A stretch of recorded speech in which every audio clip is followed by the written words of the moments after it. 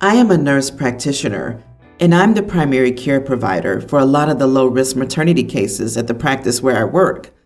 I also work hand in hand with the doctors and midwives to create a healthy maternity, birth, and postpartum situation. My fiancée is completing her residency. We live together and have for a few years now. We weren't in any hurry to get married. We originally had plans to do so in a couple of years, but then we got really busy for 2 years. It's driving my very religious parents crazy that their youngest son is living in sin. I don't really care. I'm an adult and I do what I want. We're getting married in June, so we're visiting my parents for a special dinner. The way it came together this year, everyone is at my parents' house, so that's my folks, my 3 siblings, myself and my fiancé, and 7 grandchildren, so 17 people. At dinner, my mom starts talking about how she's so glad that we're finally getting married and that she won't be embarrassed at church anymore. And my dad says how proud he is of his 3 older kids who all either waited to get married before moving in together or got married right away after moving in together. My fiancé was getting embarrassed, and I was getting mad over this stupid argument we've had too many times already. And a family dinner was the last straw. I've repeatedly asked them to accept that they cannot control how I live my life. As a result, I refuse to stay with them when I visit, even if I come alone. Hotels are just easier. I started talking about a premature baby I had been reading about. It was almost 3 months premature and weighed about 1.6 pounds. It was super strong and healthy for being born so little, and the NICU had high hopes for the baby doing well. My mom and dad both got deer in the headlight looks on their faces. Too bad. Should not have messed around with my fiancé's feelings. So I asked them about my oldest brother. They told everyone he was born almost 4 months premature. Is there a chance that we could check out the family album where we keep all the records of family births and stuff? I already know my brother was over 9 pounds and almost 23 inches long when he was born. My grandmother told me all about it the first time my parents tried to shame me. The subject gets changed very fast. After supper, my parents told me that I should not try to embarrass them with private things that were not my concern. I told them that if I heard anything about my living arrangements ever again for the rest of my life, I would make sure to keep bringing up the fact that my mom was in her 2nd trimester when they got married. My parents are mad at me for telling them how to behave in their home, but my fiancé's happy that they seem to be off the subject for good. Am I the idiot? My Grammy used to say, the first baby after marriage can come anytime. The second one always takes 9 months. Next time they give you guys grief, discuss how comfortable the back seat of your dad's old car was. You are not the idiot, OP. They're hypocrites. The fact that they fabricated going through a really grueling, often tragic thing just to keep up appearances really tells you where their priorities are. Standing up for your fiancé and yourself was much needed. This was brilliantly done. I have a friend who had a one-night stand with a woman who said she was pregnant a couple of weeks later.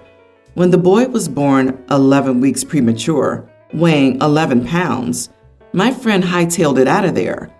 Hopefully your parents will shut up about this issue now.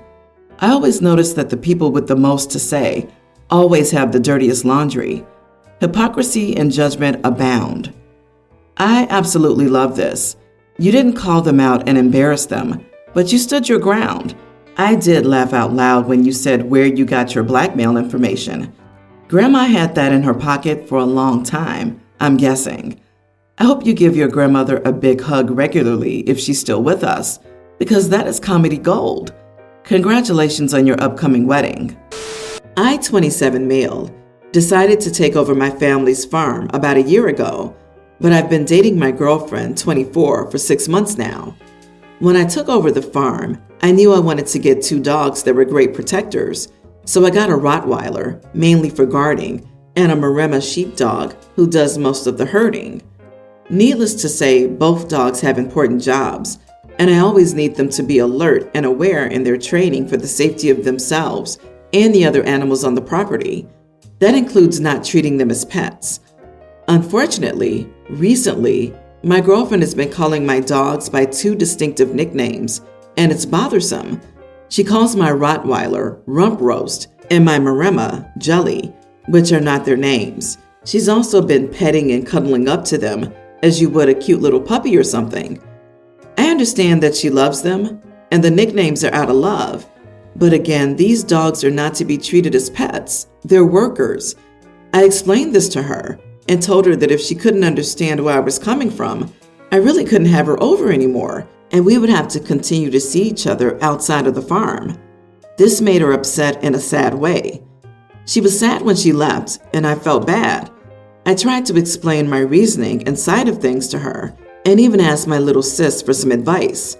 Still, my sister said that I was the idiot here, because my girlfriend is just a great person who cares for the animals as much as I do, which is true, so I get where she's coming from, but I also need these dogs to stay trained as farm dogs.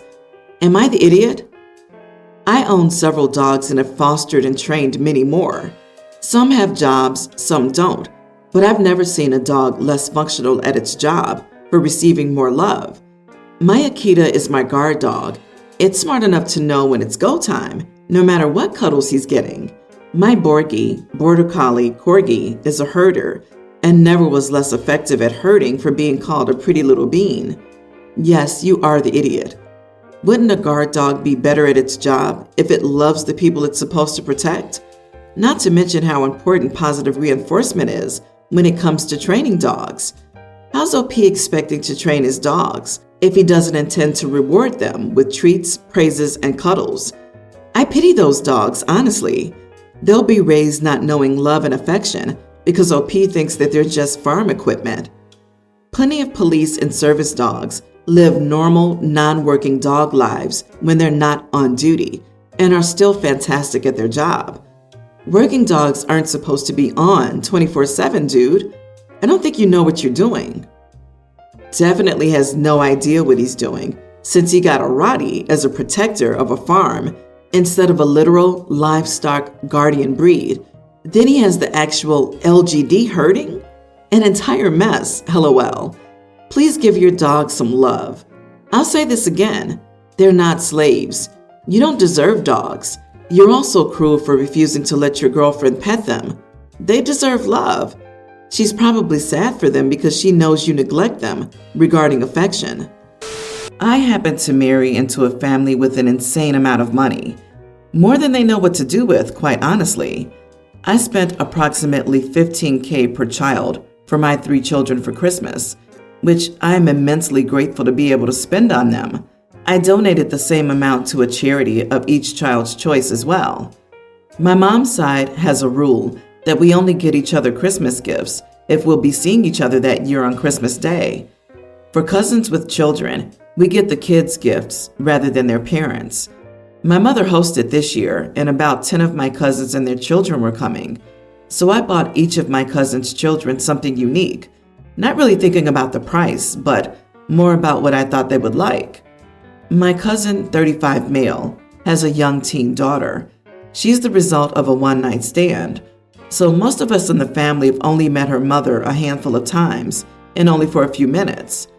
My daughter is the same age, and 2 parts of her Christmas Day gifts were Cartier love ring and an Yves Saint Laurent purse. I bought the same for my cousin's daughter, as they're very close and I thought she'd really like it. My cousin's daughter excitedly FaceTimed her mother to show her the gifts that I bought her, and was very upset upon ending the FaceTime. She said that I spent more on her daughter for Christmas than she had, and she was livid with me. I genuinely didn't think about the cost of the gifts, just more about what I believe a girl her age would really like, especially considering I have a daughter the same age myself and know what they like. My cousin's daughter's mother is really upset with me because she feels like I made her look bad to her daughter, but I only ever intended on getting her daughter gifts I thought she'd like. Am I the idiot? You are the idiot. I'm too rich to understand why the poor would get angry at me for spending thousands of dollars on gifts for their children. Yes, my friend, you should always run gift ideas by parents. If it's not something small, think less than $20. It's always a good idea to run it by the parents to make sure they're okay with such a purchase, and to make sure that they don't already have it. In some cases, parents may have punished a child for bad behavior by delaying the purchase of something they want until their behavior improves. And you making that gift for Christmas gets in the way of discipline. It's about being considerate. Agree. Most girls that age don't dream of YSL purses and Cartier bracelets. I think the money has gone to your head, and you just don't live in the real world anymore. What is normal to you and your husband's family is not normal to the majority of the world. Oh, and I spent $15,000 on each of my 3 kids and donated the same to charity.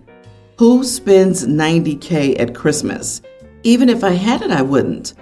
OP, you made the parents look bad and stole their thunder on Christmas.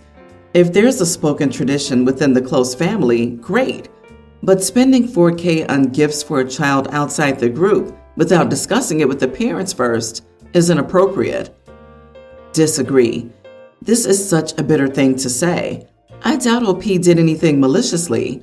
Your comment reeks of bitterness and jealousy. Honestly, I would be over the bloody moon if OP were in my family, for my kids' sake.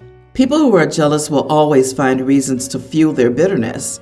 I'd bet that if you had only given inexpensive presents, some people would criticize you for being cheap. OP, not the idiot. You're definitely living in a bubble, but essentially got twin gifts for your daughter and her cousin, who you say are close. Her mother overreacted because she was insecure about how much you spent. Most of the comments are jealous and bitter as well. Let me assure you, if anyone were to buy my daughter such lovely gifts, I'd simply be jealous that I didn't get them too. I am the drama this week.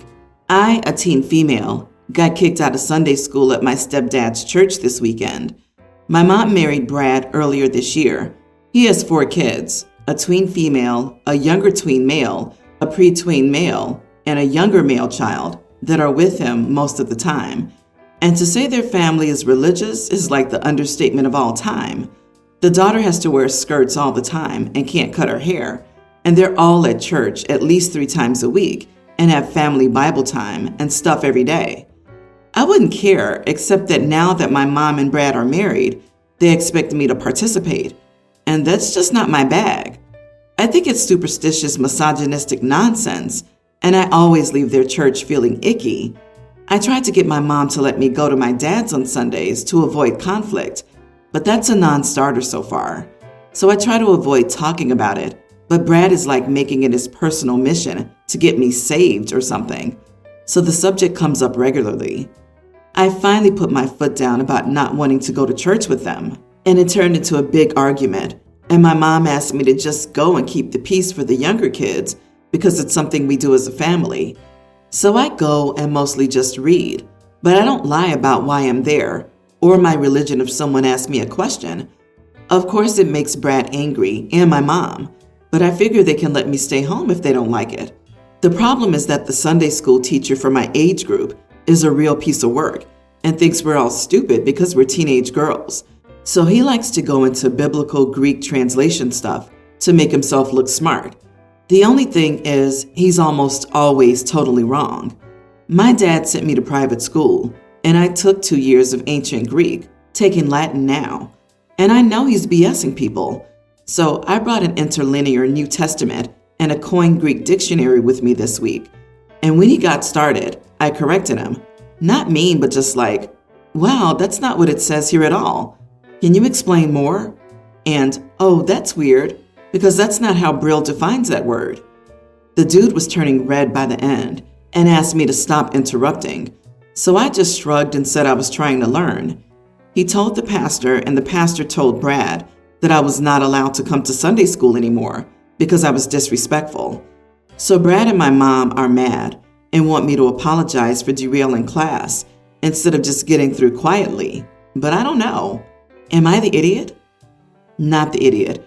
Brad is way out of line trying to force his religion on you, and your mom's also the idiot for trying to coerce you into going to his church to keep the peace. Can you talk to your father and ask him to intervene on your behalf? His custody lawyer will have a field day. That's bugging me too.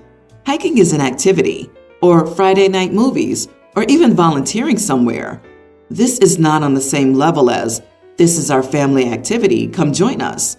Mom may have to deal with the fact that you're not going to humor your stepdad's hobbies, and it's not your job to keep his kids from realizing There are other ways to live. I suspect part of this is he wants to keep tight control of the household, and questions breed rebellion. OP, you proved that the purpose of the Sunday school lesson was not about learning. If it were, the teacher would have been happy to have a discussion with you. The adults trying to force you to attend and agree with something you don't believe in don't respect your opinions, yet expect that you should respect theirs. That's not how respect works. My coworker, female 33, and I, male 43, used to get along great until a few weeks ago when she suddenly became very cold towards me after a work night out. I asked her out once or twice, but she rejected me, so I gave up, figuring out that if she changed her mind, she knew where to find me. My lease was coming to an end and I needed a new place to live. Through the grapevine, I found out that a flat directly in front of her house was for rent immediately. No wait, so I grabbed it.